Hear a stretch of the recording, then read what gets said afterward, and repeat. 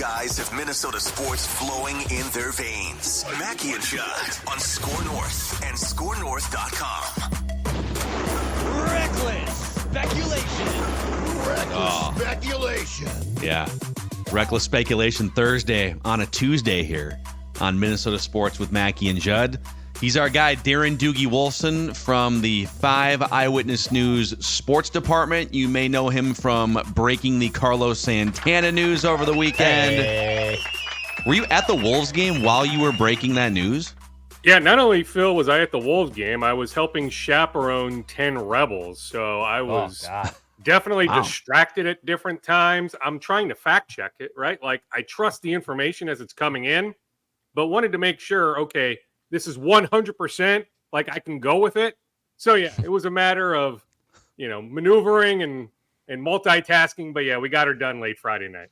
Never rests. The cell phone never rests. Love to see it.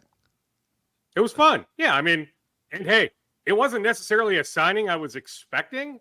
Sure. Like, they've had enough dialogue on Adam Duvall, some other guys that I thought, yeah, maybe they go more the outfield route, which they could still do. Like, I was even told, I know you want to start with Wolves, but like there's been some recent dialogue on a reunion with Michael A. Taylor, right? So they're not completely done. Now, nothing is like on the cusp as we sit here on Tuesday at 10 a.m. Central Time, but they're still kicking the tires on a number of free agents. But I didn't necessarily think it would be a DH/first baseman. But now I get it, right? Like you think about Alex Kirilloff in the postseason, Kirilloff against lefties, the way Carlos Santana can hit lefties. It's a good mix there, I believe. Now you can have Kyle Farmer concentrate maybe more so on second base. So like when the Twins play lefties, right? Face a lefty starter, Kyle Farmer at second base, Carlos Santana at first base. Yes. Yeah, and we'll do some more Twins before the scoop session is over too. But with 2 days before the NBA trade deadline, we did want to dive into some of the latest here. So you've been reporting on a lot of these names throughout the past several weeks and months. I'm just going to give you a barrage of the things I've seen from Hoops Hype here the last 48 hours. And then you tell us what's going on with the Wolves, which names make the most sense. So Hoops Hype is saying Tyus Jones has drawn trade interest from a bunch of teams, including the Wolves. There was a one report that had the Wolves offering 4 second-round picks for Tyus. Other names that are floating out there, is it DeLon Wright, Alec Burks from the Pistons, Wright from the Wizards, and then Monte Morris from the Wizards, right? No, Pistons. He's with the Pistons right now. And then Royce O'Neal from the Nets. So clearly there's a bunch of irons out there for the Wolves. I would assume they'd be looking to take on just rent-a-players because they don't want to add much to their luxury tax situation going into next year. But all these names floating around. Let's start with Tyus Jones. How possible is Tyus Jones? Not very possible at all. In fact, that one report about the offer of 4 second-round picks, 100% false. That I can tell you. Now, have the Wolves had dialogue with the Wizards? Absolutely. Sure. And there are Tyus Jones fans in the front office remaining from his days here. It's hard not to like Tyus. If you think about perhaps the perfect ad at the 2:00 Central trade deadline on Thursday, to me, it would be Tyus Jones. Some insurance for Mike Conley Jr., although they did play well, 8 days ago in OKC, beat the Thunder without Mike Conley Jr., but we've seen how poor they've played at times against the Spurs, against the Hornets, without Mike Conley Jr. At 36, you just wonder, can the body hold up? How will Mike Conley Jr. be mid-April, late April? What the Wolves hope is a deep run through May. How will that body hold up? So you can make a strong case. Tyus is a perfect fit, right? The way he moves the ball, the way he makes threes. But it just doesn't sound realistic. The Wizards have some interest in keeping him, and they're just not going to give him away. I get it.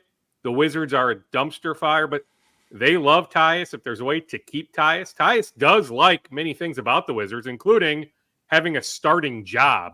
I just don't see how the two teams come together on a deal. The Wolves can't move their 2024 first-round pick. If Washington does get a first-round pick, okay, maybe they move off Tyus. But I just don't see the match, haven't seen the match going back many months. Plus, if you wanted to make a case that, okay, you could find a match. Leonard Miller, plus expiring contracts, plus as many second-round picks as you can move. if you wanted to put all that together, is it truly worth Tyus? If you believe that Conley Jr. can stay healthy, how many minutes are here for Tyus? Now, to me, Tyus and Mike could coexist on the court at different times, but is there more than 18 to 22 minutes a night for Tyus? Would it be worth gutting all your future assets? You feel like Leonard Miller can be a rotation guy as soon as next year. Like, are you moving Leonard Miller for a rental? So you can also have that conversation if it even makes sense from the Wolves standpoint.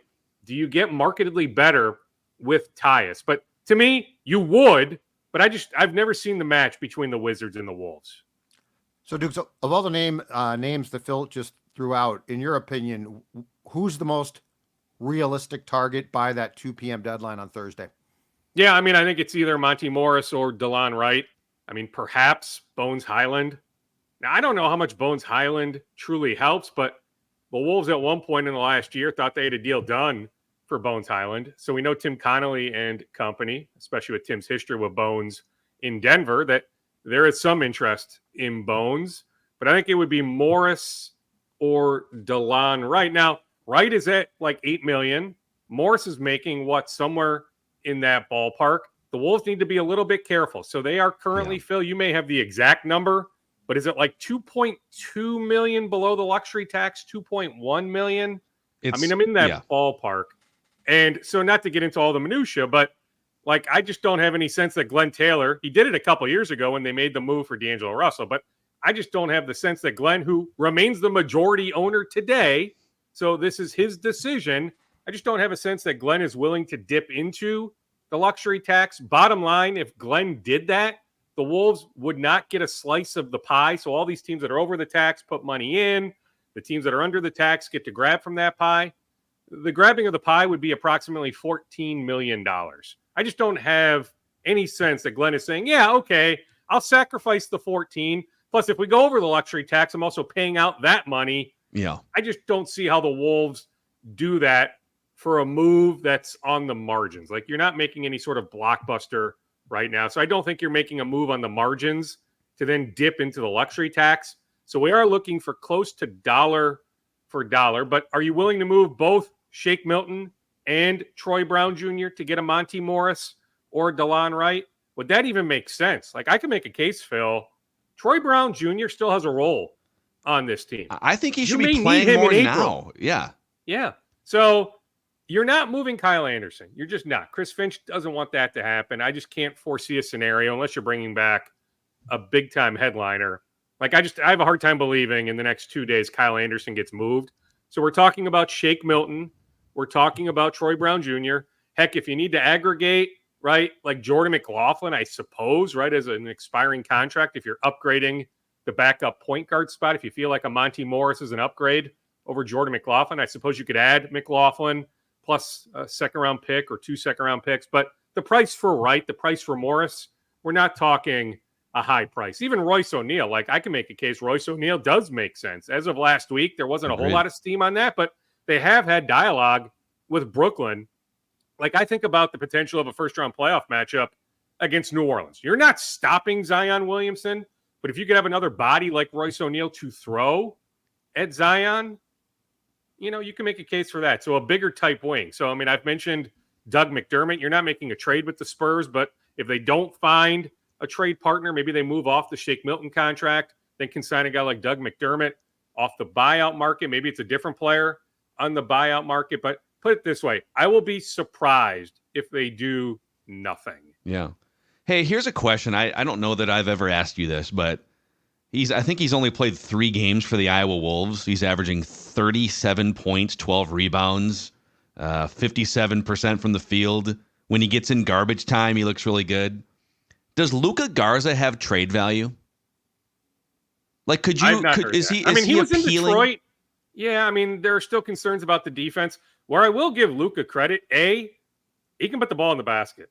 Yeah, he has a legit NBA skill set of scoring the basketball. That he can do. And the work he has put in on his body, A+. He has transformed his body. Go back. Dude, he watch averages Iowa Hawkeyes 30 highlights. points in the G now watch League. him now. Yeah. He can score. Well, that's why I wonder if the Wolves eventually convert him to a standard NBA deal. He's still on a 2-way contract. But remember, he had his time in Detroit. Like, if he couldn't make it in Detroit, I don't know if he'll ever have like this big time role, at least in the foreseeable future. Hey, Dukes, on the potential of exceeding or not exceeding the luxury tax. Here's my question, and I know it's up to Glenn, but that being said, with some of the future decisions that the Wolves are going to face in the summer about contracts and how things are going to work, despite the fact that I think there are some in the fan base that would be thrilled just to win a series, what is the immediate expectation or pressure here? Like, if you know that you're going to have to do something in the summer, i.e. a trade or something that you don't want to do but are being forced to do financially, what is the immediate expectation of, you know what, we are going to go for it, and clearly if you're going to do that, you're going to have to do that by Thursday's deadline? Yeah, I mean, like, this is the last time, Judd, where they can aggregate contracts based on next year's cap sheet. Now, yes, could a Karl Anthony Towns trade change the dynamic? Absolutely. But if you look at their sheet for next year, like, they're a second apron team, or right in that ballpark, first apron, second apron. Again, I don't want to get into all the cap minutia, but they will be limited in terms of flexibility, roster flexibility, maneuverability next year. This is their last great chance to really do some things. So that's why, again, I'll be surprised if they do nothing. That championship window is open. You need to strike. It's just, to me, delicate in terms of close to dollar for dollar. But who knows? Maybe it'll change. Like, I'm checking. Like, I'm not dismissing, them dipping into the luxury tax. I mean, hey, how can you ignore at what the 49-50 game mark being tied for first in the Western Conference? I suppose OKC is tiebreaker, so I guess right this second OKC is the 1 seed. But like, that 1 seed is there for the taking. We've seen how good the Wolves are at Target Center. I think we'd all feel pretty good if the Wolves have home court advantage in a playoff series, in spite of the matchup. Like, okay, maybe they don't match up well with New Orleans or a couple other teams, right? The Clippers would scare me a lot, right? But if the Wolves have home court advantage, you'd feel pretty good about their chances. So Glenn understands that, right? So it's something I will be monitoring the next couple of days. Maybe I'll have an update when I join you guys on Thursday, or maybe we actually go back and forth Thursday after the trade deadline. Maybe that makes more sense. But either way, maybe I'll have an update on Thursday. But that's a lot of money to be sacrificing. But bottom line, like, in short, Judd, to answer your inquiry, like, this is their last great chance to really have ultimate flexibility. God, isn't that crazy? Like, championship window, and it's legitimate. We're at the All-Star break. You can't scoff at it, right? I know. It's there. It's a favorable schedule for the rest but, of the way. I get it. They're not the favorites, right? Right now, to me, it would be the Clippers or the Nuggets. I understand that. But you can make a compelling case that this team is capable of making some sort of run. Yeah, maybe the bar is just win a series, get home court for a series. If you're the 4 seed, fine, we'll take it. Win that 4-5 matchup. Then if you lose to the 1 seed, fine, right? Although we'd have all sorts of questions to ask in the summer. But, like, yes, you need to view it as, hey, we can play into June. That Western Conference is there for the taking. Maybe somebody knocks off Boston in the East. Hey, like, let's think about that. Let's think about playing into middle of June. By the way, before we keep going here, I do want to remind the audience that if you want to hang out with us this weekend, you can. On Saturday at the Minnesota Golf Show. Details at mngolfshow.com. And tickets are very reasonable as well. You can get tickets at mngolfshow.com. But we are going to do a live podcast recording from 2 o'clock until 3:30 at the Josh Arnold Investment Consultant podcast stage. So if you're feeling a little bit, I mean, some of the golf courses are open, I guess, over the last couple weeks. Yep. This is kind of a weird winter, but if you're feeling that golf itch and you want to come and recklessly speculate with us in person, you can do so at the Minneapolis Convention Center. The golf show runs Friday through Sunday. We'll be there on Saturday at 2 o'clock, mngolfshow.com for more details. Also, a shout out to our friends at Zero Res with their 4.9 out of 5-star rating on Google, 17,000 reviews, which is pretty incredible. They're here to deep clean your home, your carpets, your air ducts, make sure that you can breathe in some fresh, clean air. And if you ask for the Score North special, you get 3 rooms, 0 resified, starting at just $119 and a free hallway cleaned as well, plus $75 off when you get your air ducts 0 res clean. That's 952-0res or 0resminnesota.com. Say you want the Score North special. Spell it forward or backwards, it spells the same. 0 res. If you have more Wolves stuff, Doogs, fire away. Otherwise, thanks for introducing us to Josh Metellus, or at least me. I'd never met Josh Metellus in the hallways yesterday. That was Josh fun. is great. Yeah, we'll transition to Josh in a second, but let me just make it very clear. I mean, the Wolves literally wouldn't be doing their job, right? Dell Demps, Matt Lloyd, Tim Connolly, others in the front office, if they weren't reaching out to a number of teams.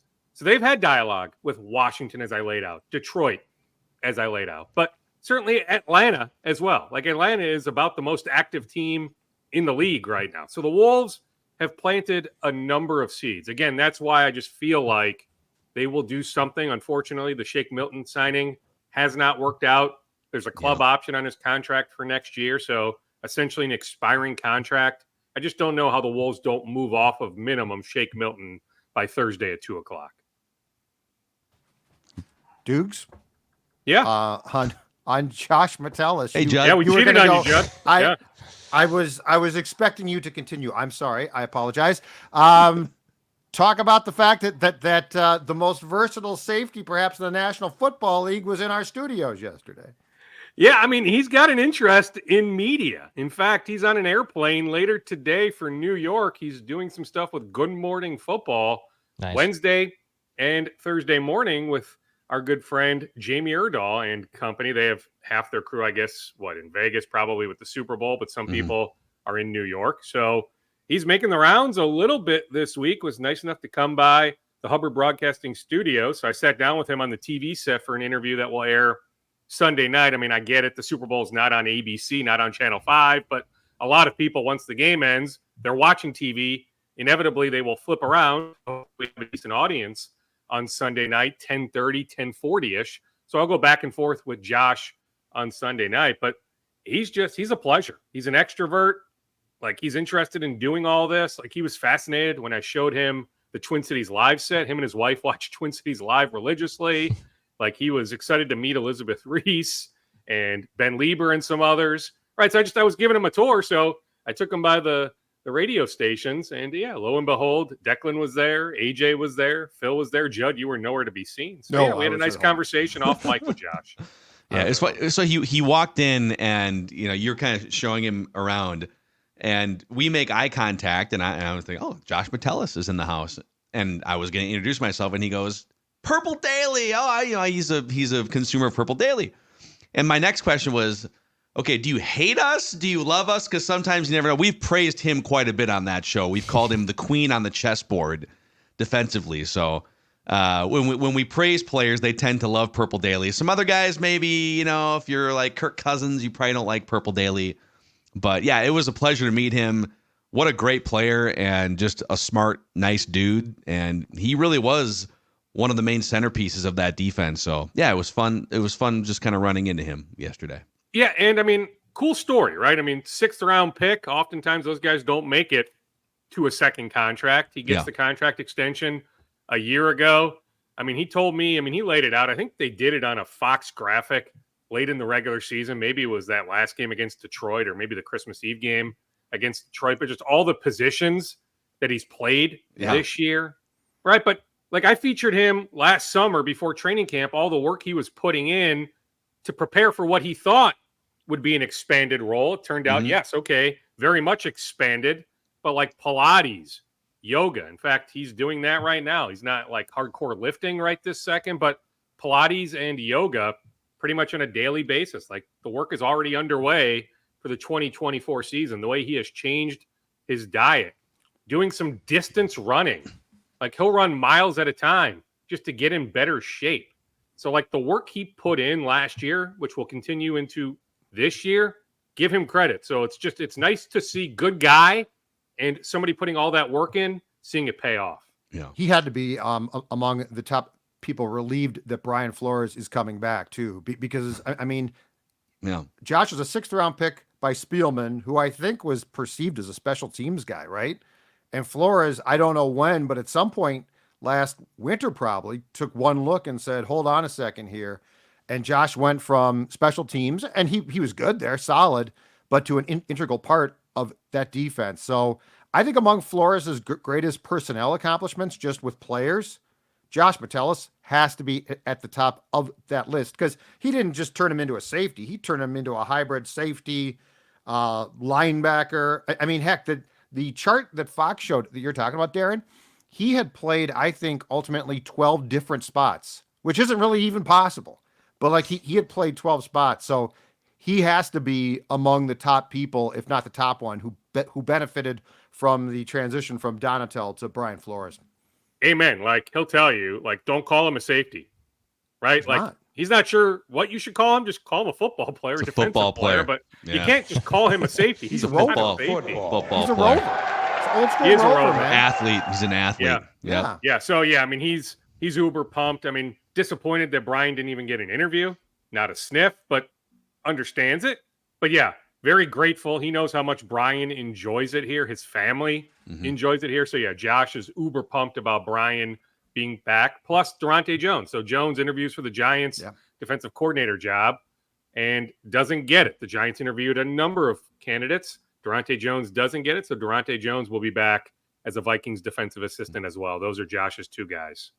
Dukes, the Kirk Cousins media tour, the very strategic media tour the last few weeks, continued on Sky Sports a couple days ago. So Kirk is now international with his little home office, his cardigan, his big smile, and he's telling everyone how great rehab is going. And he told Sky Sports, and I'm paraphrasing here, oftentimes friends and family, they want to know what's going to happen, and I have to tell them, the conversations don't really start until March. So we'll just have to kind of see what happens in March. Now, Drew Brees was a free agent 6 years ago, and he re-signed with the Saints in the middle of February. So when he says these conversations don't really start until March, that's not true. External conversations can't officially start until March. But where do you think this is at right now? It feels like there's a pretty wide gap based on the tone of his media appearances, a pretty wide gap between what Cousins wants and what the Vikings are offering. I would agree with that. Now, do we know if Kirk is at the Super Bowl? Is he making the rounds on Radio Row this week? Some TV appearances? He has in years past. I guess I haven't seen. I haven't received any emails. Not that I would. It really starts today. I'm not there, so there's no reason. But he has in years past. So, Judd, do you know if he's in Vegas right now? I don't, but I'd be shocked if he's not, because one, he can get some extra cash for peddling a product, and two, in 2018, the whole platform for his signing with the Vikings was done here. The week of the Super Bowl. In fact, that's the famous stop at Shake Shack in the Mall of America. So, but I think the real Radio Row stuff starts today and tomorrow for sure. Yep. So my guess is he's going to be there at some point in time to peddle something, and also perhaps it's Tostitos. It's Tostitos. Yep. I just saw the press release that came out a couple weeks ago. Well, then he's going to be there. Okay, so he is going to be there. I just texted somebody asking, so maybe this person instantly texts me back. If he or she does, I will let you know. If he or she doesn't, yeah, we can almost presume, just based on years past, that Kirk makes the media rounds in Vegas. And yeah, the hook is he's hawking some product, right? So yeah, he'll talk about Tostitos or you name the product. Then the conversation turns to a couple football questions, right? So he'll be asked about his pending free agency. I'll still stand by what I've said, that there's a price point, that the Vikings are not going to exceed that price point. Now, I've thought since the afternoon of October 29th that, post Achilles tear, that price point is going to be lower than if he had finished the season. I may be wrong in that calculation, though. All it takes is one team. Yep. That one team, whether it's Atlanta or someone else, may blow his representation out of the water with an offer. I mean, Kirk is going to be running here soon. You'll see some videos on social media of him, showing where he's at in terms of just moving around, being able to run in a straight line. So that's the next progression in his rehabilitation. But I may be wrong in my calculation that the price is going to be so high that all it takes is one team that, he'll go and go take that big money offer, that it's a finite amount of time to maximize your earning potential. So, hey, if Atlanta or Pittsburgh or Denver or someone else makes that offer. Vegas, Washington, who knows, right? I mean, you've thrown that out, Judd. San Francisco, I don't see how that happens. But whoever the team is, if, that team makes that offer, he may end up leaving. I don't think the Vikings are going to budge much off that price point that they established. I don't know what that is. Maybe they've already established it. I'm just saying my sense is the Vikings established some sort of price point that they won't exceed. By the way, here's the information. So apparently he will be in Vegas promoting. There's a pop-up dining experience by Tostitos February 8th through the 10th called Toast, T-O-S-T, Toast by Tostitos. And now we're just hawking for Tostitos here. But limited reservations for a complimentary meal by Toast are open today and available at toastbytostitos.com. It's off of South Las Vegas Boulevard in Nevada near the Brooklyn Bridge at New York, New York. So it's like right on the strip. That's very fitting. That's very fitting. Does Kirk ever hawk food he actually eats? Can you imagine Kirk just plowing Pizza a bag Ranch, of chips and cheese dip? KFC, and now Tostitos. I guarantee you none of these touch his mouth. I don't know. Like, his kids might like Pizza Ranch, right? Oh, his kids Like, might, but I can't see Kirk scarfing it down with personal trainer guy. Yeah. Hey, stay away from that. He has a cheat man. The corporate quarterback just hawking some Tostitos down in Vegas. Dukes, let's empty the scoop bag here. Let's start with Twins and then a couple minutes on whatever other scoops you have. Could the Twins make another move, do you think? Yeah, they could. Yeah, absolutely. I mean, February 14th, first, I guess it's pitchers and catchers, right? So soft launch. If you're an outfielder, whatever, infielder, you're probably at camp, but it's not an official workout. First full squad workout, February 18th. So the clock is ticking, but you can add somebody February 25th, March 6th, right? Opening day, March 28th in Kansas City. So I wouldn't rule out some sort of move. I mean, they're still sort of kicking the tires on Michael Lorenzen. I mean, they've talked trade with all these teams. Like, Corbin Burns gets moved, late last week. Now it's possible Milwaukee really liked those Baltimore prospects they got. But, hey, the Twins did speak with the Brewers. I don't think it would have been real hard to match or exceed that offer. Just feels like Baltimore didn't give up a ton. I'm sure you guys touched on that on one of the other shows. But, the Twins had conversations with Milwaukee. They've spoken with the White Sox about Cease, right? They've spoken with Miami. Miami's got some starters. So, I wouldn't necessarily rule out a move. How much can you trust Chris Paddock? What's Bailey Ober's innings threshold this year? Can you trust Bailey Ober to give you 175 innings this year? So there are still some innings to eat up. So, you can make a case. Plus, DeSclafani, right? I mean, with his injury history, how many innings is he giving you? So you can make a case that the Twins could use yet another starting pitcher. So I'm not dismissing it. I don't sense anything is on the cusp. But yeah, it certainly is possible. Plus, I mentioned at the beginning of this conversation that my sense is there's been some recent dialogue on re-signing Michael A. Taylor, who is still out there. Now, to me, when Harrison Bader gets the money he gets, when Kevin Kiermaier gets the money he gets, we're talking $10.5 million. Is Michael A. Taylor really coming back at $5.5 million, $6 million? I have a hard time seeing that, but if he was willing, he did like it here. The Twins like him. I'm just saying, it's not like the Twins have shut off their phones since the Jay Jackson and Carlos Santana additions. Okay. Do we think the Bally's deal being with Diamond Sports Group being done for a year, do we think that adds stability to what they know they can spend? Or do you think because they are expected to take a 15% cut from the 55 million or more? Do we know for sure it's 15%? I think it might be less than that. Or more than that. I heard it's more. I heard it's more. Yeah. But my question is this. Do we think the stability of knowing what you're going to get helps, or does it not help because it is a cut and that was always their plan to set the books by what they expected the cut to potentially be from their TV deal? Yeah, the latter. Yeah, I mean, my understanding is Joe Pohlad, it was an edict very, very early in the offseason, early November, even before the GM meetings, that, hey, payroll is going to be cut pretty significantly. So right now they're at about, 122, 123. Opening day last year, Declan was at 151, or maybe end of the year is a better indication. 153 or 154 at the end of the year. Yeah, and I So believe they're they're at about 30 they're million at like less right now. 123 right now with the Santana signing. Yeah, so I mean, it would be nice, right? I mean, the idea is after you win a playoff series for the first time in forever, like now's the time to spend, retain Sonny Gray or go get Blake Snell or Jordan Montgomery, right? I mean, we love it, right? But it was never in the cards. Now, why they went on the record with it? Because to me, just organically, just with Joey Gallo off the books, Emilio Pagan off the books, like the payroll to me was always going to go down. So I don't know why they went on the record with it.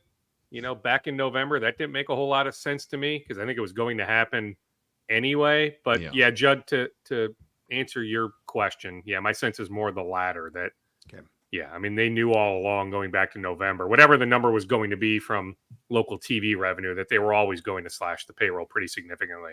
Yeah. Well, Dukes, we got to bounce. We got some Viking stuff to speculate on. All right, sounds good. 2 more notes, right? Tradition. So 2 more. So Oklahoma City Thunder, Dallas Mavericks at the barn tonight to scout the Gophers and Michigan State Spartans. And I had a chance late last week. I sent you a photo, Phil. I was on the field with Joe Alt. Yeah. So from Notre Dame, he's only 20 years old. So he doesn't even turn 21 for like another 3 or 4 weeks. He has to be the youngest draft prospect in this class. Dude, he's like top 10 project. Yeah, he's top 8, top 10 projected for like sure. That's a very easy one. Like when you're making your mock drafts, pick 7, Tennessee Titans, Joe Alt. That makes all the sense in the world. But I had a chance to have a conversation with Joe. In fact, I addressed Joe and some other draft prospects. But just watching Joe, watching your guy Alex Boone put him through a workout, man alive. Like he is so impressive. 6'7" to be able to move the way he moves. Left tackle, but you could also shift him over to right tackle. So mature. You think about the lineage with his dad's history playing in the NFL. Man alive. I was blown away at how impressive Joe Alt was on Friday. Was Boone dropping some very radio-safe words, too, during these workouts? Put it this way, Declan. We considered miking him up, right, to get some natural sound, right, for a future TV piece.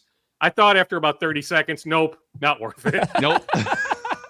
It didn't make sense, right? FCC's not going to take that. Nope. Correct. Yes. Amazing. All right, there he is, Darren Doogie Wolfson from the Thanks, 5 Dukes. Eyewitness News Sports Department. Take it Great easy. stuff, man. Yeah.